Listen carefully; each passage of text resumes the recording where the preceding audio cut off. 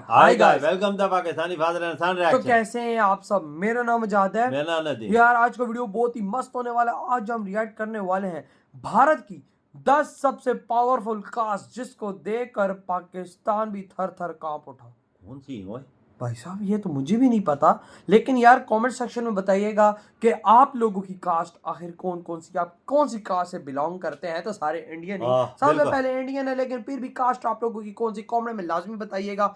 आज जो हम वॉच करने वाले हैं भारत की 10 सबसे बड़ी कास्ट, तो कौन करते हैं स्टार्ट। दोस्तों, आज़ादी के बाद हर व्यक्ति और हर जाति को समान अवसर प्राप्त है और इस देश में ना कोई छोटा है और ना ही बड़ा।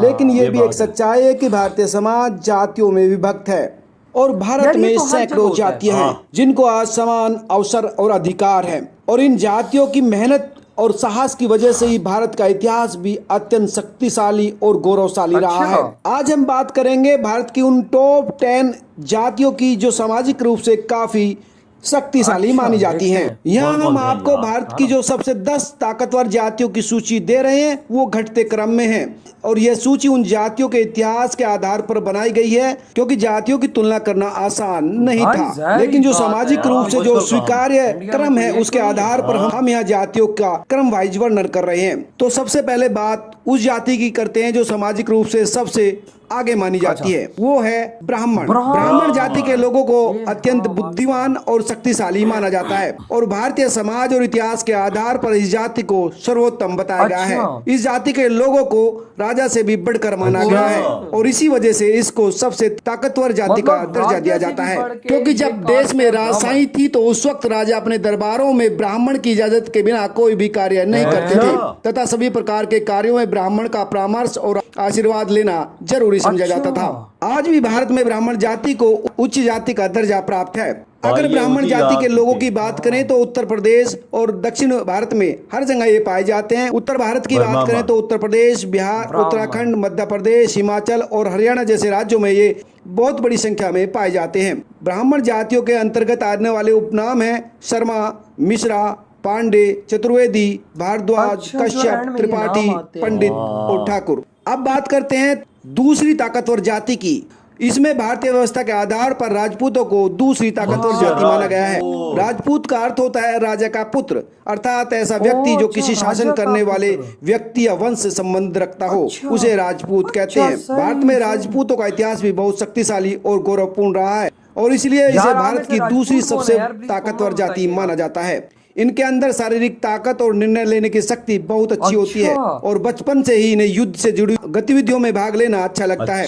यह जाति उत्तर भारत में कई प्रदेशों में पाई जाती है, जैसे बिहार, उत्तर प्रदेश, हरियाणा, राजस्थान, हिमाचल, मध्य प्रदेश और पंजाब। राजपूत जातियों के अंतर्गत आने वाले उपनाम हैं राजपूत, सिंह, चौहान, तोमर, मौर्य, ठाकुर, चौधरी आदि।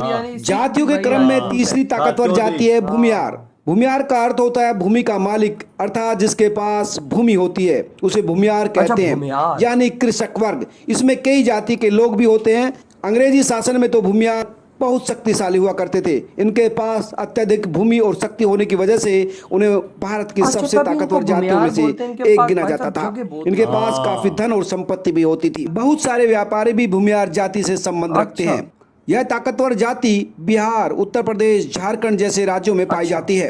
अगर भूमियार जातियों के अंतर्गत आने वाले उपनाम की बात करें तो ठाकुर, सिंह, चौधरी, राजपूत और देवा आदि उपनाम हैं। चौथी जाति है अहीर। अहीर जिनको यादव भी कहा जाता है। अहीर जाति का मुख्य पेशा पशुपालन होता है और ये शारीरिक रूप से काफी ताकतवर होते हैं और इनमें अत्यंत साहस और पराक्रम होता है और इसी वजह से इन्हें ताकतवर जातियों में गिना जाता है। महाराजा यजु के वंशजों को अहीर कहा जाता है, जो एक चंद्रवंशी ऐतिहासिक राजा थे जिन्होंने भारत के कई हिस्सों पर अपना राज चलाया था। ये ताकतवर जाति भारत में बिहार, उत्तर प्रदेश, हरियाणा, दिल्ली सहित कई राज्यों में पाई जाती है। अहीर जाति के अंतर्गत आने वाले उपनाम है यादव, सिंह, राव, प्रताप, चौधरी आदि। पांचवी जाति या कहीं संप्रदाय है सिख। सिख संप्रदाय का भी योगदान भारतीय इतिहास में काफी महत्वपूर्ण रहा है और इन्हें काफी साहसी माना जाता है। इनके पास भी अच्छी धन संपदा और शारीरिक शक्ति पाई जाती है और भारतीय इतिहास के कई सारे युद्धों में सिख जाति ने महत्वपूर्ण भूमिका निभाई है और ये ताकतवर जाति भारत में पंजाब, हरियाणा, हाँ, दिल्ली और पंजाब उत्तर में तो प्रदेश बहुत जैसे है। राज्यों में मैंने देखने को कही मिलती है। पंजाब। भारतीय समाज की छठी ताकतवर जाति है कुर्मी। कुर्मी। दरअसल कुर्मी शब्द कृषि से लिया गया है। ऐसा माना जाता है कि कुर्मी जाति का मुख्य पेशा कृषि है। भारत के इतिहास में उज्जैन में होने वाले विद्रोह में कुर्मी जातियों ने राजपूतों के साथ मिलकर लड़ाई लड़ी थी और कुर्मी अच्छा। जाति को भारतीय जाति व्यवस्था में काफी ताकतवर जाति माना जाता है।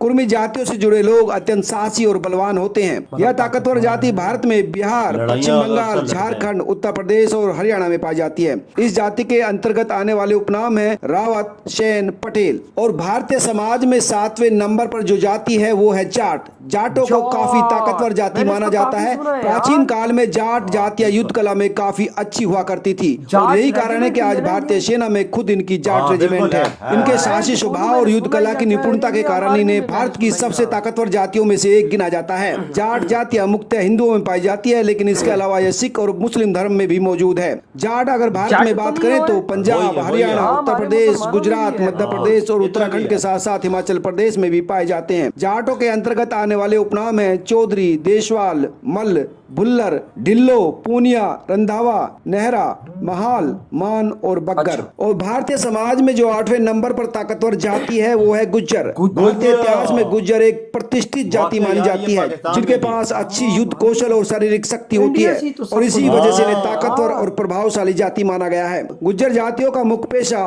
पशुपालन और खेती होता है और यही वजह है कि भारतीय सेना में गुज्जर जातियों की अच्छी खासी संख्या है। गुज्जरों की बात करें तो दिल्ली, राजस्थान, मध्य प्रदेश, हरियाणा, उत्तर प्रदेश और जम्मू कश्मीर जैसे राज्यों में पाए जाते हैं और इनके उपनाम है गुज्जर, कनिष्क, राज, कुषाण, आर्यन। अब बात करते हैं उस जाति की जो 9वें पायदान पर है, वो है मीणा। दरअसल मीणा जाति भारत की प्राचीन जातियों में से एक जाति है। यह मुख्य रूप से मत्स्य पालन और पशुपालन करते हैं, लेकिन इसके अलावा इनमें अत्यंत साहस और वीरता होती है, जिसकी वजह से भारत की सबसे ताकतवर जातियों में से एक गिनी जाती है। मीणा जाति को राजस्थान के यार, ये भी ऐतिहासिक ताकतवर शासकों में भी जात गिना जाता है, मतलब जो राजस्थान राजस्थान के कई भागों पर राज कर चुके हैं।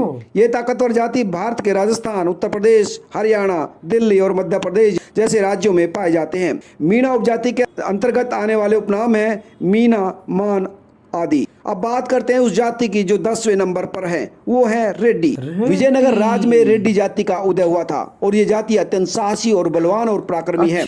शुरुआत में रेड्डी जाति को शासक जाति के रूप में या ताकतवर जाति के रूप में नहीं माना जाता था, लेकिन उन्होंने अपने बल का प्रदर्शन करते हुए अपनी जाति को प्रतिष्ठित जातियों में शामिल करवा दिया। इसलिए रेड्डी जाति को भारत की सबसे ताकतवर जातियों में से एक गिना जाता है। हमें उनके कई पराक्रम और साहस के सबूत मिलते हैं। यही कारण है कि रेड्डी भारत की ताकतवर जातियों में शामिल है।